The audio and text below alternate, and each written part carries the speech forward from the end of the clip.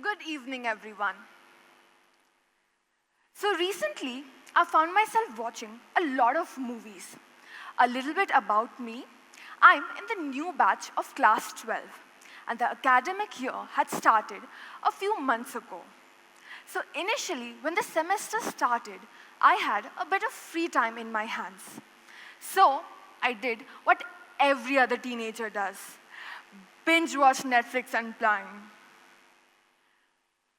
But after a while, it got kind of boring because the movies were so predictable.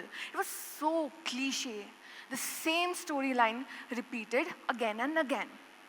Another thing about me is I'm a huge science fiction fan. So one day, my dad and I were talking about movies, and he brought up Steven Spielberg. Now, I had heard of this name, but I was not aware of the movies he had worked on. So my dad mentions this really iconic movie, Back to the Future. Show of hands here, how many of us have watched this movie? Okay, not a lot of us, but I'm sure most of us must have heard of the movie. So what I found really interesting about this was the title was Back to the Future. Not back to the past, not back to the present, but to the future. How does one go back to the future exactly?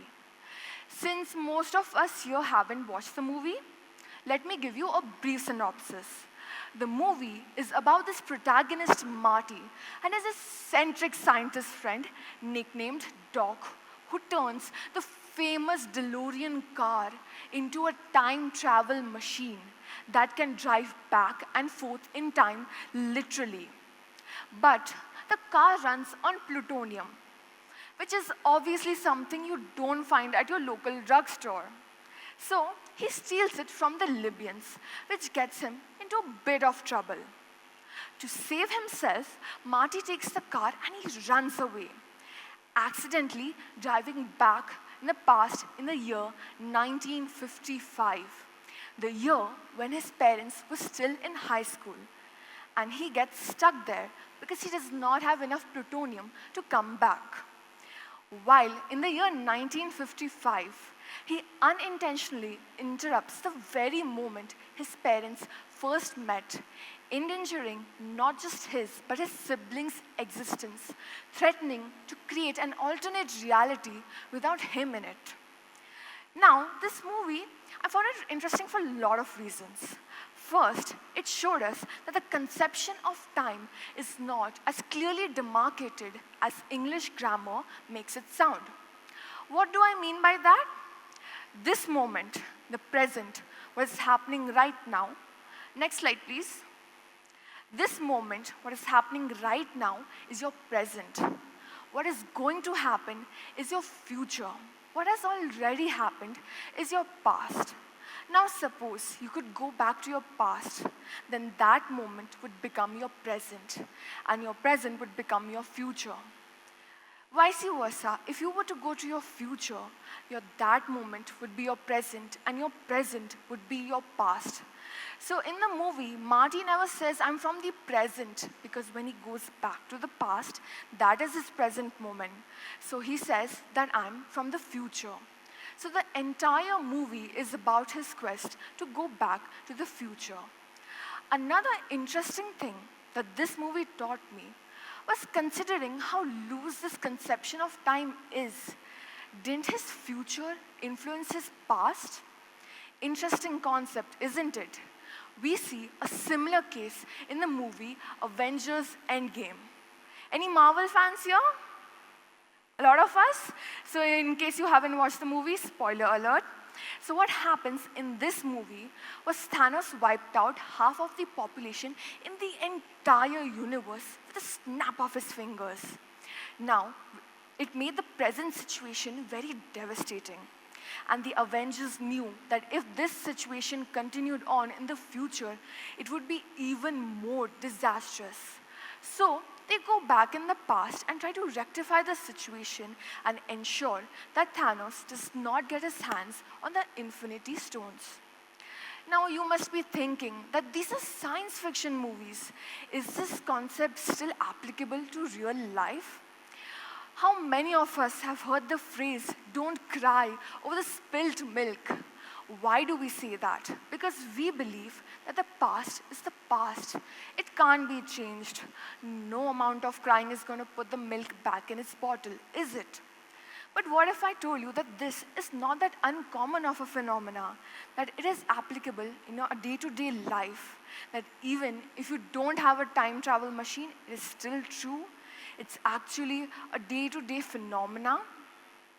As a student of humanities, I can tell you that history and political science is filled with such examples. Let's take our elections, for example. We all know how elections work, right? So during an election, what happens is you see all these prominent political heads and politicians come, and they have this vision in their head that they want to win the elections. They want to secure more votes, maybe for personal gain, maybe for development. But in order to succeed in this goal, what they tend to do is they take a situation in the past and they influence it in such a way that it makes their agenda look good and it supports their agenda. Now, this sounds too vague of an example, so let me give you a more detailed one. I'm sure all of us must have read about our history, our freedom from colonialism. So, what happened was, when the East India Company came to India, they came with a vision of an expansionist program and territorial ambitions. They wanted to establish a monopoly over the market, exploit the resources and the people, and of course, rule over another country. Now, in order to ensure this success, they used a multitude of tactics. Divide and conquer was but one of them.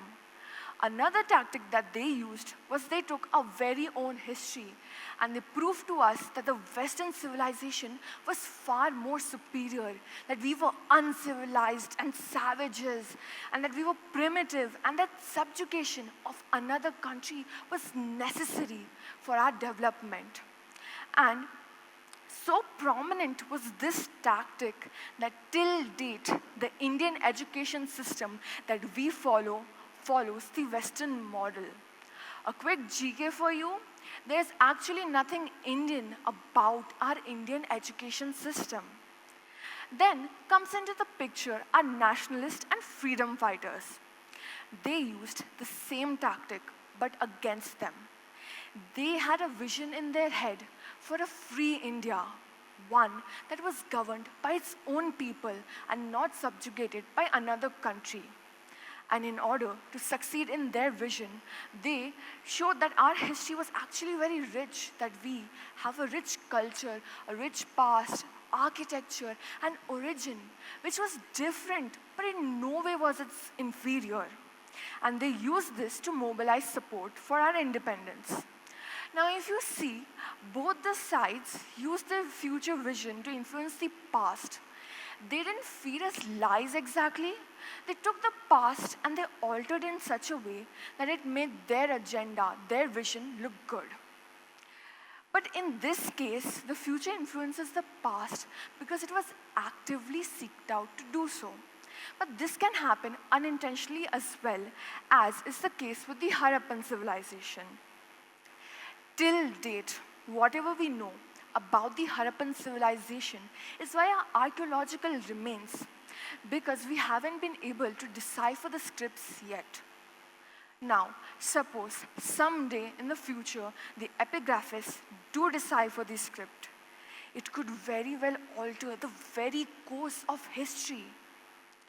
The past is the past and it cannot be changed. But our future does influence it. In order to go ahead in the future, sometimes we have to take a few steps back. We always have this vision in our head about how we want our future to be, about how we want things to be. But we strategize in the past, keeping this vision in our mind, which constantly influences our strategies and constantly affects it. So we see that the future does influence our past. It's just that we have never really consciously registered it. Thank you.